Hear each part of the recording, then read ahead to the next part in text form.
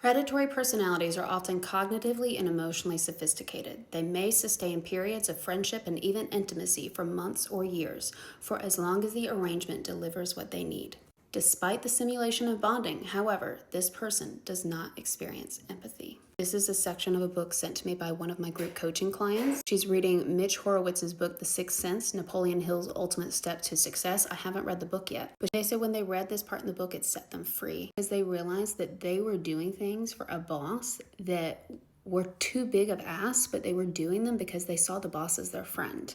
And reading this helped them realize that your boss is not your friend. It's a transactional relationship. And this is something first-gen professionals struggle with a lot because working class people tend to be more communal. You do watch your neighbor's kids because they are your friend. And in exchange, that one of your neighbors may help you change your oil or something down the road, but also you have a genuine connection with them. You care about their well-being.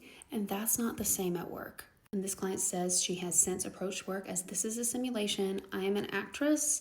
I'm not getting too attached, and that it's helped her. Now, I pointed out, when you're neurodivergent, this can be much harder to mask, and it has a more cognitive, emotional burden. And everyone burns out to a certain extent when they have to code switch too much, when they have to put on a mask for such a large part of your life, because we spend most of our lives at work. And this also has organizational consequences. If productivity goes down when people have to focus their energy on the mask and not their actual work. But in some workplaces, it is all a mask. There's very little productivity.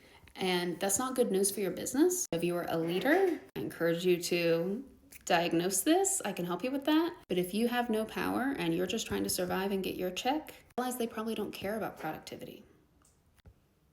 And if they did, they wouldn't make you wear a mask all the time. I researched the unwritten rules of work for the working class, and one of the unwritten rules is the unwritten rule of boundaries. Struggling to know at work when someone wants to be your friend and when they're trying to learn more about you just to stab you in the back. Having boundaries is always a good thing.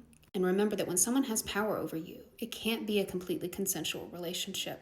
It can't be a true friendship if they have power over you. You can have a wonderful, amicable relationship with your boss that you respect them so much, but they're not your friend. High productivity, good culture requires trust. But in environments where trust and authenticity is not allowed, the energy goes to the mask. And if you are a person with power in an organization, you have to ask yourself if that is where you really want people spending their energy. The question for y'all, what is the difference between setting a boundary and code switching for you? If you want to sit in on these discussions live and ask me some of your own, join my school, link in bio, for group coaching. You get group coaching at least 3 weeks out of the month, usually 4, unless I'm traveling, and it's $15 a month. Ask yourself if these kind of conversations are worth $3.75 to $5.